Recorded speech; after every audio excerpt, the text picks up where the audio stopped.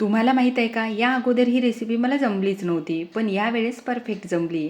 1 cup मैद्यामध्ये अर्धा चम्मच baking powder, पाव चम्मच बेकिंग सोडा आणि 1/4 तूप टाकून सगळ्या मैद्याला चोळून घ्यायचं. त्यानंतर जेवढं तूप होतं तेवढंच दूध टाकायचं आणि पीठ फक्त गोळा करून घ्यायचं हलक्या हाताने. त्यामध्ये लेयर हे तसेच राहिले पाहिजे. आता 20 मिनिटासाठी झाकून ठेवायचं.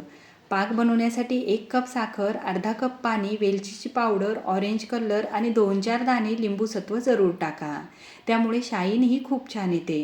आता 20 मिनटं पीठ भिजल्यानंतर बालुशाहीही बनवायला घ्यायची. हे पहा अशा पद्धतीने. तुम्ही लहान मोठी हव्या त्या आकाराने बनवून घेऊ शकता.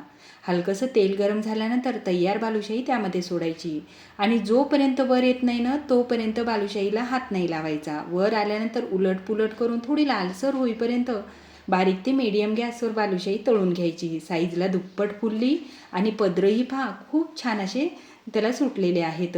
एक तारी पाकामध्ये 20 मिनटं ही बालुशाही उलटपुलट करून राहू द्यायची आणि त्यानंतर आतमध्ये पहा एकदम रसरशीत बालुशाही ही तयार झाली. कशी वाटली कमेंट्स करा.